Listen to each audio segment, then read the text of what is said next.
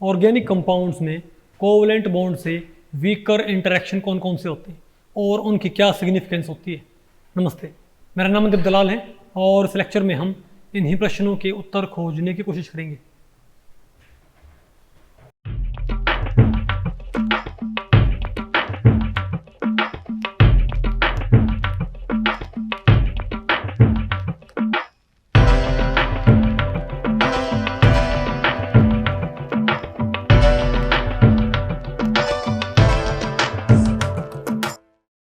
Okay, अब बताओ हम क्या पढ़ते हैं भाई।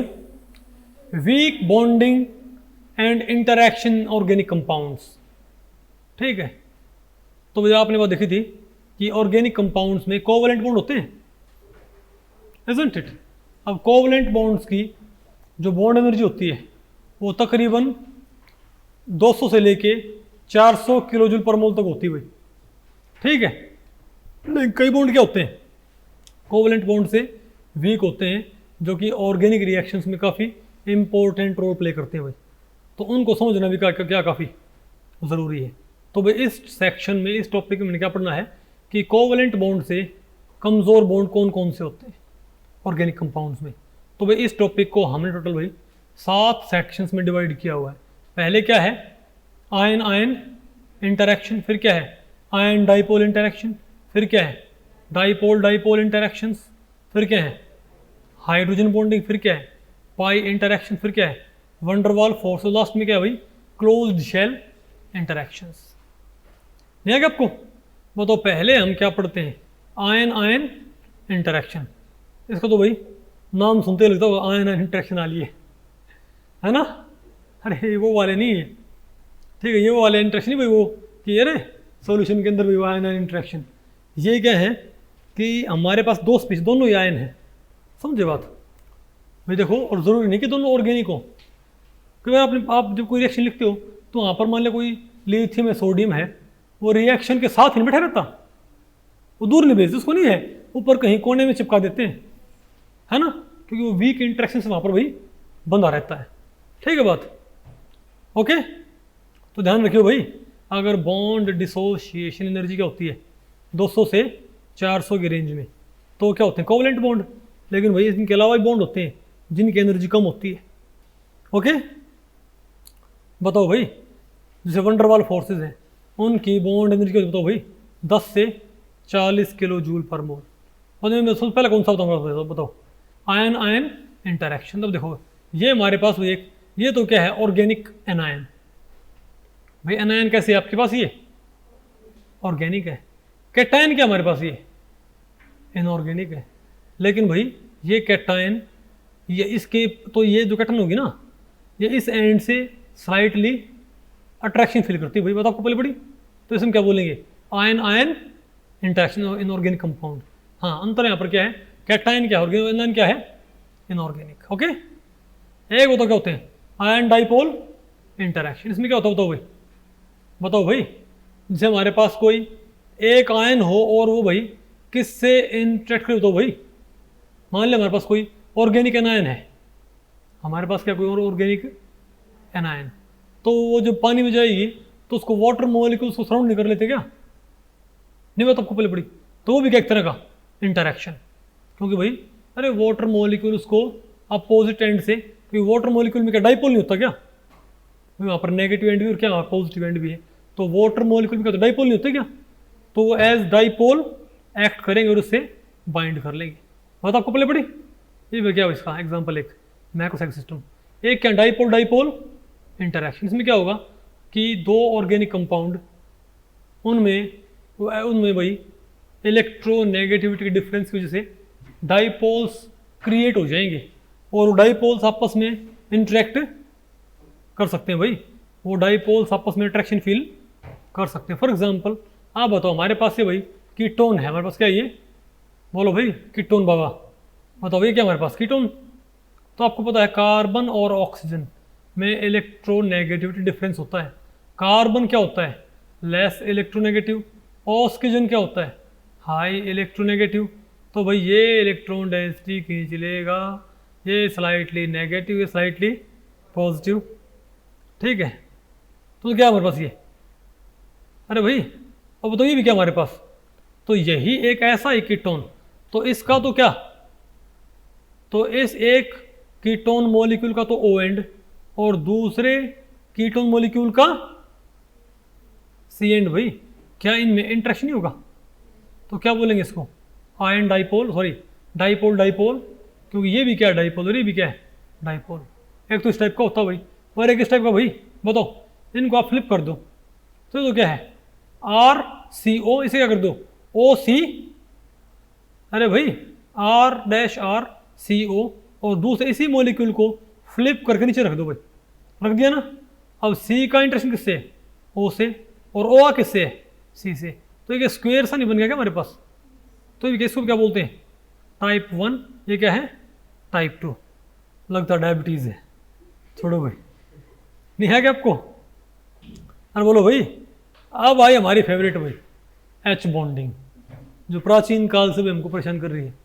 अब बताओ एच बॉन्डिंग क्या होती है भाई, एक मॉलिक्यूल का तो हाइड्रोजन, एक मॉलिक्यूल का हाइड्रोजन और दूसरे मॉलिक्यूल का कोई इलेक्ट्रोनेगेटिव एटम, उनमें इंटरेक्शन को हम क्या बोलते हैं भाई एच बॉन्डिंग। जैसे हमारे पास क्या हो एच एफ हो, जैसे कि हमारे पास क्या हो भाई एच एफ मॉलिक्यूल हो, तो हालांकि ऐसे भाई इसमें लिंक होता नहीं, इसमें होता है, इसमें इस टाइप का पैटर्न होता है, पता हो एच बॉन्डिंग का भाई, लेकिन हम फिलहाल भाई सिंपल बता रहे हैं। तो एच एफ में ये तो क्या कोवलेंट बॉन्ड है, तो क्या कोवलेंट बॉन्ड है इजंट इट, तो इस कोवलेंट बॉन्ड, लेकिन ये कोवलेंट बॉन्ड आपको पता है भाई, आप इसको वैलेंस बॉन्ड थ्योरी से ट्रीट करो या एमओ थ्योरी से, आपको मालूम पड़ेगा इसके पास क्या परसेंटेज आयनिक कैरेक्टर, इसलिए क्या पार्शियली नेगेटिव क्या पार्शियली पॉजिटिव। तो सिमिलरली हमारे पास क्या हो एक और क्या हो हमारे पास एच एफ मॉलिक्यूल, तो पार्शियली पॉजिटिव पार्शियली नेगेटिव, तो इनमें एक इंटरेक्शन होएगा भाई, इनका एक, इसको हम क्या बोलेंगे बताओ भाई एच बॉन्डिंग, नहीं पता आपको पहले पड़ी, यानी एक मॉलिक्यूल का तो, बल्कि आप नहीं एक मॉलिक्यूल भी नहीं, हम क्या बोलेंगे बताओ interaction between hydrogen and electronegative atom, okay. तो क्या हो हमारा ये एच बॉन्डिंग, ये भाई सेम मॉलिक्यूल में हो सकता है और ये अलग अलग मॉलिक्यूल में भी हो सकता है। यहाँ पर तो क्या है, तो अगर मान लीजिए क्या हो अलग अलग मॉलिक्यूल्स में इसको क्या बोलते हैं, ये दो टाइप की होती है, एक तो होती है इंट्रा, एक होती है इंट्रा, पढ़ रखा सारा भाई। तो इंट्रा मोलिकुलर एच बॉन्डिंग क्या होती है, जब ये इंटरेक्शन का हो एक ही मॉलिक्यूल के अंदर, तो क्या होगा ये इंट्रा मोलिकुलर एच बॉन्डिंग।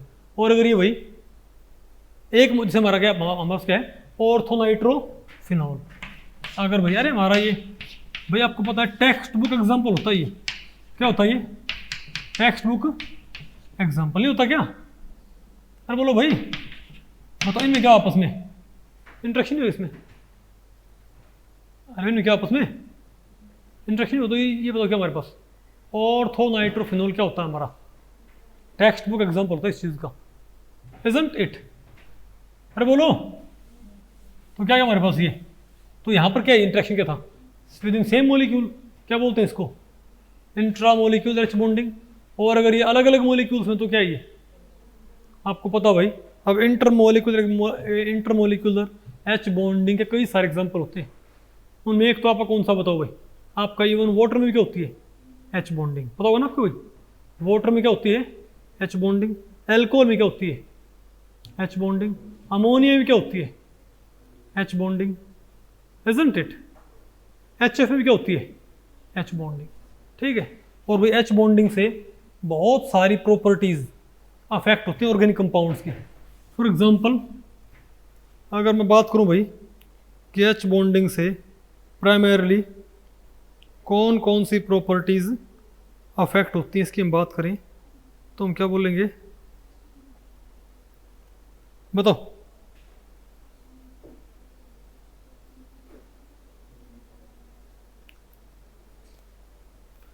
अच्छा भी तो भाई जो अल्कोहल हैं उनका हायर बॉइलिंग पॉइंट होता ना, ध्यान रखो जिनमें क्या होगा एच बॉन्डिंग, उनके मेल्टिंग पॉइंट और बॉइलिंग पॉइंट क्या होते हैं औरों के मुकाबले हायर होते हैं, क्योंकि सिंपल सी बात है।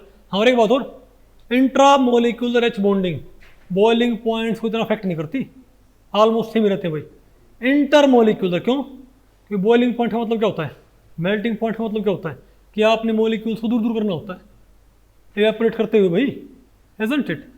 तो अगर मॉलिक्यूलर इंटरमॉलिक्यूलर फोर्सेस क्या होंगी, स्ट्रॉन्गर होंगी, तो मॉलिक्यूल को एवेपोरेट करने क्या रहेगा, मुश्किल रहेगा। ये समझे बात? तो एल्कोहल और वाटर के बताओ क्या होते हैं हमारे पास, higher boiling point, isn't it? ठीक है, बताओ।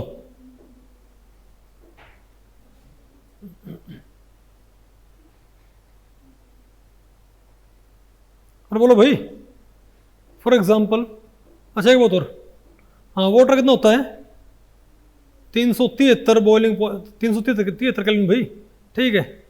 और इथाइल अल्कोहल का 351 due to H bonding, okay. और एक बताओ क्या हमारे पास, चलो हम एग्जाम्पल लेते हैं। पर हमने बात बोली थी ना भाई कि इंट्रा मोलिकुलर बॉन्डिंग से मेल्टिंग पॉइंट पे असर नहीं पड़ेगा। तो और बात करो ऑर्थोनाइट्रोफिनोल किससे भाई, ऑर्थोनाइट्रोफिनोल की हम बात करें, ठीक है। तो ऑर्थोनाइट्रोफिनोल का पता क्या होता है बॉइलिंग पॉइंट, बताओ। इसका बॉइलिंग पॉइंट होता है, इसका मेल्टिंग पॉइंट है 317, कितना भाई, 317। लेकिन पैरा क्या होता है, लेकिन पैरा का बताओ क्या होता है भाई। अब पैरा में बताओ क्या पॉसिबल नहीं है भाई, पैरा में क्या पॉसिबल नहीं है, क्योंकि इनका स्पेस में नज़दीक नहीं है। तो हमको पता भाई ये इंटर, लेकिन ये इंट्रा तो करेगा, इंट्रा तो भैया ये बॉन्डिंग करेगा नहीं, लेकिन ये इंटर मोलिक्यूलर एच बॉन्डिंग पक्का शो कर सकता है भाई।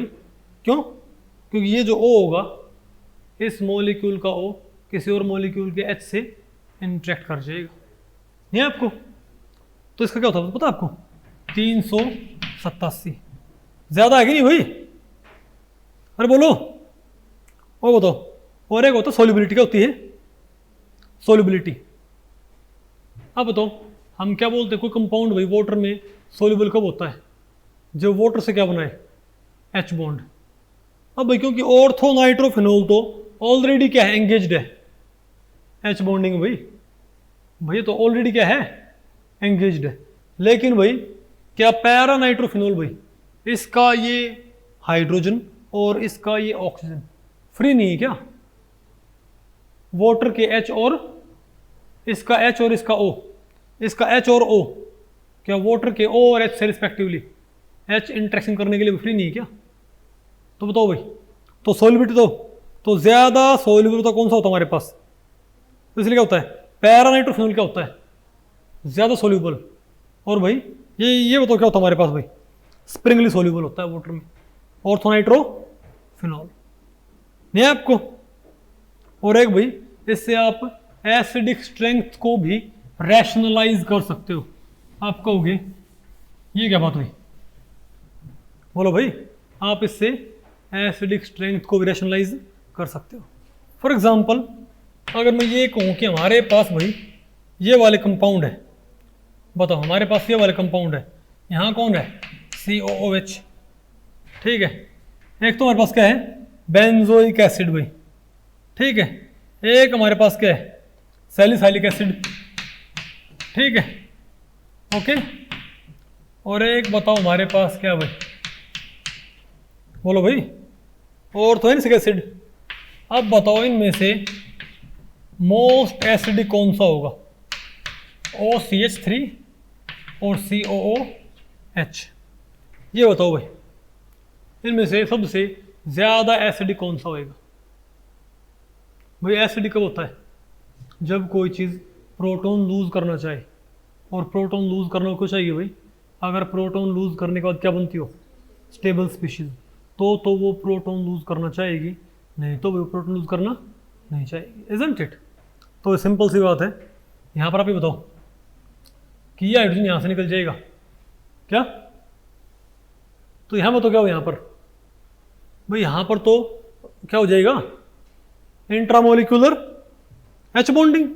भाई यहाँ पर तो ये प्रोटॉन निकल गया, तो क्या हो जाएगा यहाँ पर, इंट्रामोलिकुलर एच बॉन्डिंग हो जाएगी, यानी कि ये इसमें क्या हो जाएगा, चिलेशन, इसमें क्या हो जाएगा भाई, एक तरह से, अरे एक तरह से भाई क्या हो गया, रिंग से बन गया हमारे पास, ये O क्या करेगा, इससे बाइंड कर जाएगा एच बॉन्डिंग के जरिए, तो ये क्या है, मोस्ट स्टेबलाइज्ड। ये क्या हुआ भाई, मोस्ट स्टेबलाइज्ड। अरे तो क्या हुआ भाई, ये क्या हुआ, लेस स्टेबल। और क्या सबसे लेस स्टेबलाइज्ड, क्यों ना तो वैसे बॉन्डिंग करे, और ऊपर से क्या इलेक्ट्रॉन रिलीजिंग ग्रुप भाई, इलेक्ट्रॉन रिलीजिंग ग्रुप, वो उससे क्या करेगा, डिस्टेबलाइज उस नेगेटिव आयन को भाई। नहीं आपको समझाया? तो मोस्ट एसिड कौन सा होगा, तो इनकी पी के वैल्यू बताओ क्या होती है, बताओ। तो भाई इनकी पी के वैल्यू बताओ क्या होती है, बोलो भाई।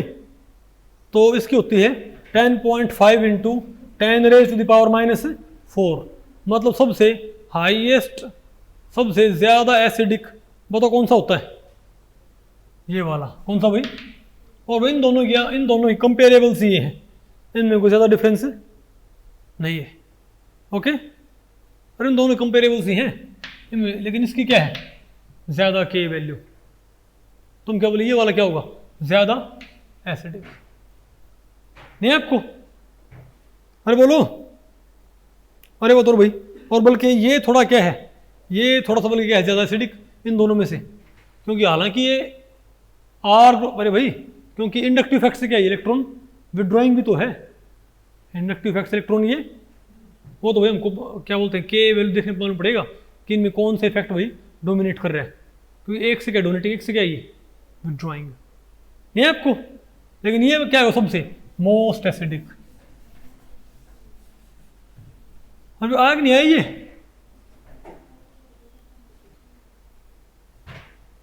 अब बताओ क्या हमारे पास, पाई इंटरेक्शन, क्या भाई पाई। तो एक हमारे पास क्या होते हैं, पाई पाई इंटरेक्शन, क्या भाई पाई पाई का साहब भाई। अरे ये देखो यहाँ पर दो क्या है, ये रिंग भाई, दो बेंजीन रिंग है, दोनों में क्या है, इनके पाई क्लाउड आपस में इंटरेक्ट कर सकते हैं भाई। और यहाँ देखो ये हाइड्रोजन भाई, इसके पाई क्लाउड से इंटरेक्ट कर रहा भाई, ठीक है बात, ये भी होते हैं।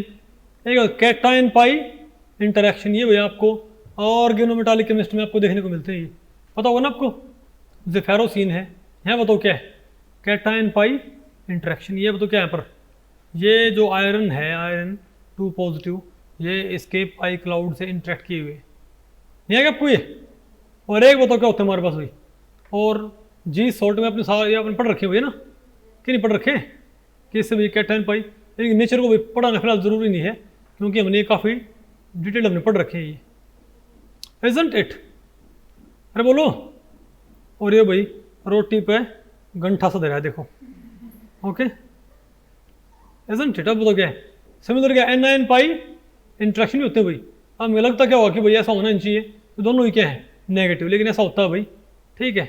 बताओ क्या होगा, तो ये हैलोजन भी से इंटरेक्ट कर सकता है, ये पढ़ दो, ओके। एक बताओ क्या होता है, वंडरवाल फोर्स ऑफ अट्रैक्शन। एक भाई वंडरवाल, ये भी क्या होते हैं, कोवलेंट बॉन्ड से वीक होते हैं। अब देखो वंडरवाल फोर्सेस में क्या होता है, बताओ भाई। वंडरवाल फोर्सेस में क्या होता है कि जो वंडरवाल फोर्सेस हैं उनमें कोई चार्ज नहीं होता, दो स्पीशीज जिनके ऊपर कोई चार्ज नहीं है, उनका आपस में क्या हो, इंटरेक्शन होगा। ये कैसे भाई, देखो दो स्पीशीज में क्लाउड क्या है, स्फेरिकल न्यूट्रल है, लेकिन जो टकराती है ना स्पीशीज आपस में, तो भाई अरे भाई आप मानो कि उनके ऊपर तो क्या जाएंगे, उन्हें क्लाउड क्या होंगे, मोमेंटरली भाई, कोलिजन से क्लाउड क्या होंगे, मोमेंटरली डिस्टॉर्ट भाई। अरे दो हमारे पास दो मॉलिक्यूल हैं, मान लिया हमारे पास भाई, हमारे पास इथेन मॉलिक्यूल है, तो इथेन क्या होता है, न्यूट्रल। इथेन क्या होता है भाई, न्यूट्रल।